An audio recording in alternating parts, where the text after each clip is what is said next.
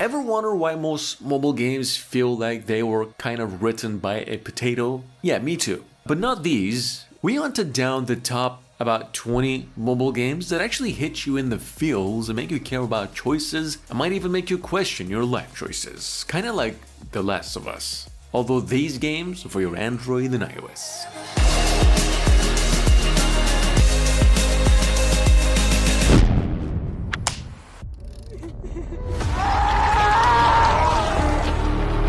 Fall zombie survival games have been on our radar since their release, and honestly they're just both legitimately a couple of the most underrated survival horror games on the platform. Basically, it's what happens when someone says zombie apocalypse, but make it like a comic book story. It's offline, so there's no problem. You can avoid Wi-Fi while still juggling puzzles, scavenging, boss fights, and a story that actually cares about you surviving. Strategy matters. Cutscenes hit. Definitely not a mindless zombie shooter, it's a proper survival horror flex. It's got a free demo included, so you can peek in before throwing cash. Although the full game is about less than $1.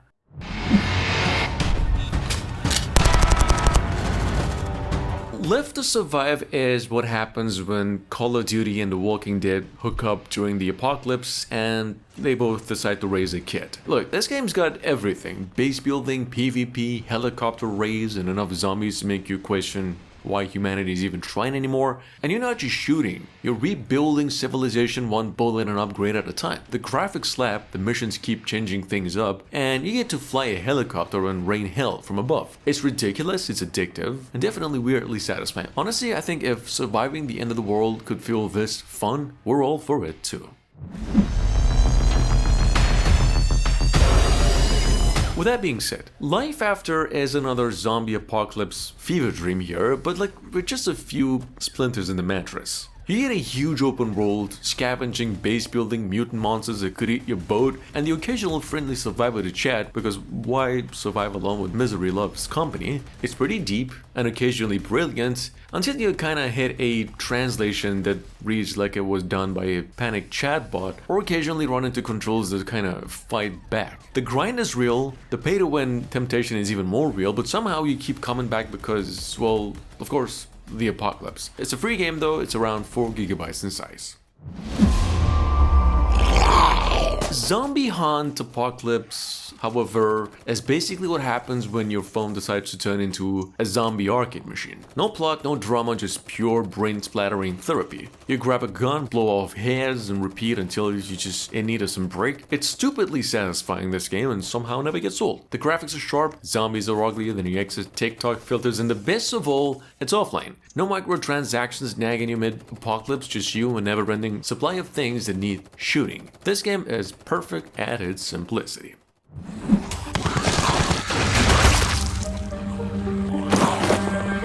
Darkest Days, I like to think is what happens when Project Zomboid kinda gets tired of spreadsheets and decides to pick up an assault rifle. I mean, the game throws you into a massive apocalypse where everything's simply trying to kill you. Zombies, other players, and your phone battery. You're gonna be scavenging, of course, drive beat up cars through traffic jams and build your own base full of survivors who are only slightly less depressed than yourself. The world's huge, the shooting feels weighty, and running over zombies is just pure therapy. Sure, it's a little buggy and occasionally melts your RAM, but honestly, the end of the world was optimized this way only several times so far on mobiles. James, what happened? Are you okay? One of the oldest tricks in the mobile gaming history has to be the Into the Dead games. Like, it's basically Temple Run or Subway Surf going through a zombie apocalypse and getting therapy for its trauma. It's an endless runner game with a storytelling, characters, and more weapons than your average action movie. Every different run feels like a Hollywood scene where you're about one reload away from doom. And somehow it actually works. The pacing, the sound design, the lighting, it's all freakishly cinematic for a mobile game. No ads, no nonsense, just pure undead carnage. Seriously, it's Triple E Apocalypse Mayhem right in your pocket for free. Chloe, I'm not crazy. Life is Strange, on the other hand, just hits different. Not because it's a flashy game or one that's just full of cutscenes, but because it feels real. It's like that rare kind of story game where you actually care what happens next, where every rewind hurts a little more because your choices actually matter. You play as Max, a photography student who suddenly gets the power to turn back time, and immediately learns that fixing the past can actually wreck the future. It's emotional, which is what we're here for, nostalgic, painfully human. The first chapter is free, but once it hooks you, you'll happily drop the $9 just to finish the ride. Although it's got different chapters, $3 for each. Beautiful soundtrack, haunting story, controller support. This one's almost as close as The Last of Us on mobile. We have to get out of here. This way.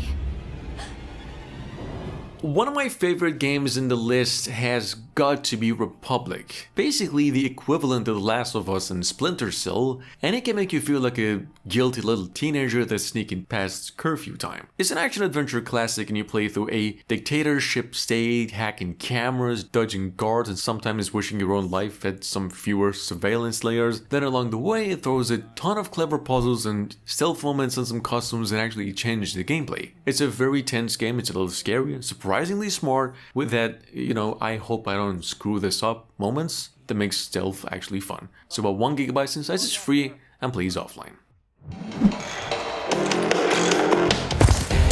Zombie State first-person shooting, on the other hand, takes you deep into a post-apocalyptic world where survival hinges on intense first-person shooting. It's got roguelike elements, powerful ability unlocks, zombies, and even boss fights. On top of that, it features a very wide array of weapons, allowing for endless combinations to keep the enemies at bay. A captivating storyline actually, diverse regions to explore, it offers seamless gameplay with no ads, making it one of the best mobile zombie shooters available on Android and iOS right now. We're giving up number 10 to This War of Mine. Definitely not a typical mobile game here. No explosions, no heroics, it's just you, a bunch of civilians, and just the absolute worst timing ever. In this game, during the day, you're stuck in your hideout, bored stiff, praying snipers don't peek through the windows. However, in the nighttime, you gotta go scavenging, dodge different gangs, steal food, and maybe don't get killed. Decisions suck in this game, sometimes you gotta sacrifice somebody for just supplies. It's got randomized maps that make it replayable, but mostly it's just depressing fun. And the Little Ones expansion adds kids, because nothing says survival horror like calming toddlers while, death is just patrolling outside. It's a brutal game, clever, and super real. Now, we have mentioned Wall of Insanity recently, and we'd like to give an honorable mention to the game because it is definitely one of the greater ones. It's a story-driven third-person shooter in which you're a cop trapped in a nightmare. It's definitely a lot like The Last of Us. Ammo scarce, enemies spawn behind you, and checkpoints are few, so every step feels very intense. It's a story-driven indie shooter kind of game that mixes creepy diaries, flashbacks, and cutscenes with moments of, wow, that lighting actually slaps things. You can use environments like a pro or explode your way out of trouble. It's a very decent game, honestly. Maybe wait on a discount if you're unsure. Either way, it's worth the $5 and it gets you tense, dark, and genuinely satisfying shooting.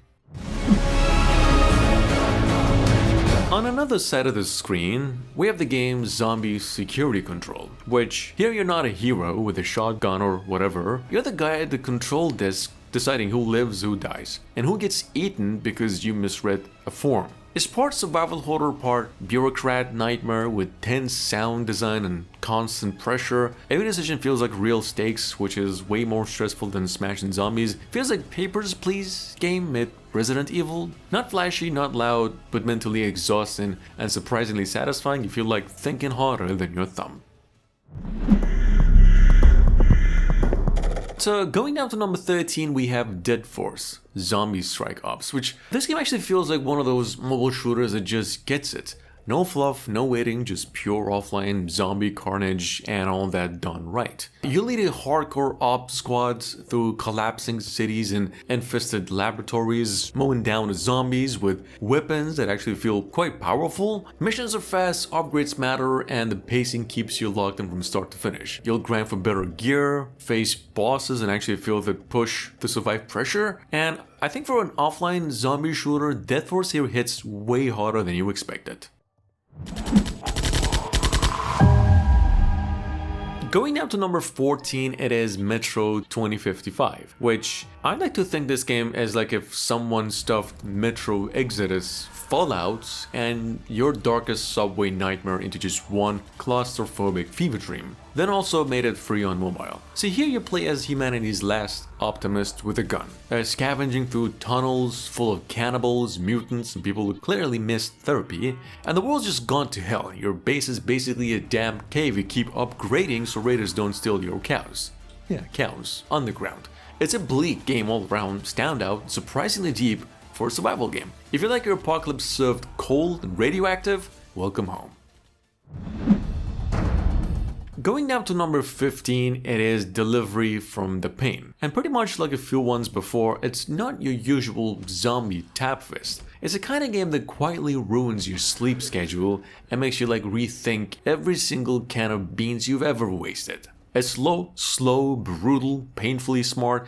You're not some super soldier beating meat here. You're just a regular person, just desperately rationing food, crafting junk defenses and trying not to lose your mind while reading diary entries about how humanity screwed itself. Every decision matters, of course. Like eat now or starve later, help someone or loot their houses. It's grim, clever, and way too real for something running on a phone.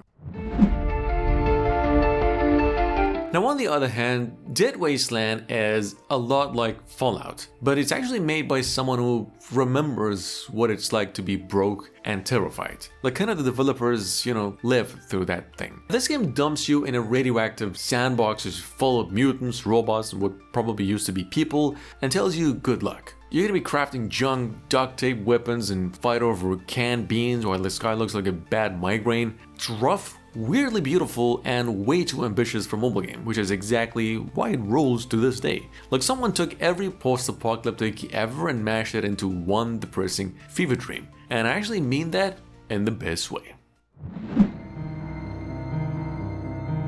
You ever play a horror game where you're way too old to be this scared? Well, that would have to be The Evil Nun. Over 50 million downloads to this day and just a ton of developer service. I mean, it had to be in the list since we're into survival territory and we definitely could benefit of a good horror game, and this is exactly that. In the game, you're trapped in a busted up Catholic school run by a nun who clearly skipped her medication, and the whole thing just feels like detention from hell. It's half puzzle solving, half panic attack. Every door you open sounds like a bad idea. Creepy, funny, and full of those oh hell no moments that'll have you changing underwear. It's an offline game, but 500 megabytes in size.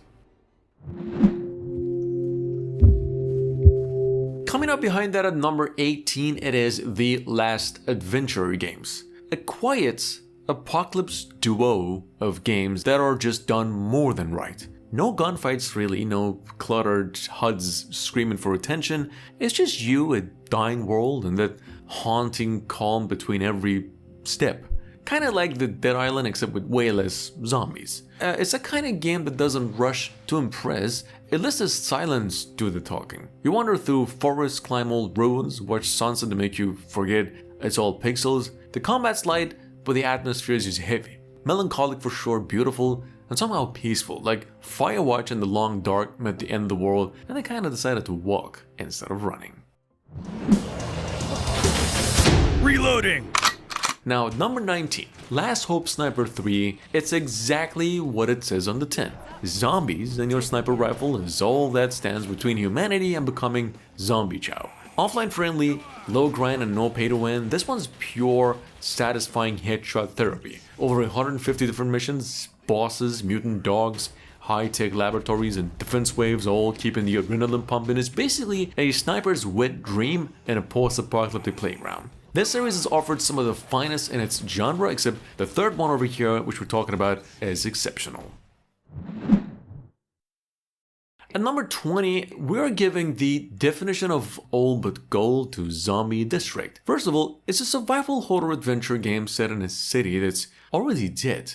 Literally, people that were evacuated or joined the zombie buffet, leaving you to scramble through deserted streets, sewers, and abandoned buildings, all scavenging weapons from the kind-ish previous residents. It's offline, so no Wi-Fi excuses while you juggle weather, day and night cycles, smart zombies, and a tiered gun system. You get to pick different outfits if you want. Basically, if you've ever wanted your own zombie playground with actual challenge, this might be it. It's about 200 megabytes in total. And what about Undawn? Have you tried this game? Because before you do something like that, let me just say, despite the good looks and some resemblance to our subject, this game wants to be kind of everything and ends up being kind of nothing. Zombies are fun, motorcycle chases are terrible, crafting, base building are okay, but the UI throws more buttons than a cockpit. Resource management feels like a full-time job you just didn't know you signed up for when you started the game. Yeah, just the zombie killing is solid, like Dead Rising kind of killing, but the game gets weirdly exhausting in a day. We recommend this thing only if you're rooting for multiplayer. It is kind of fun, but at the same time kind of tedious. Thanks for watching, I really hope you enjoyed.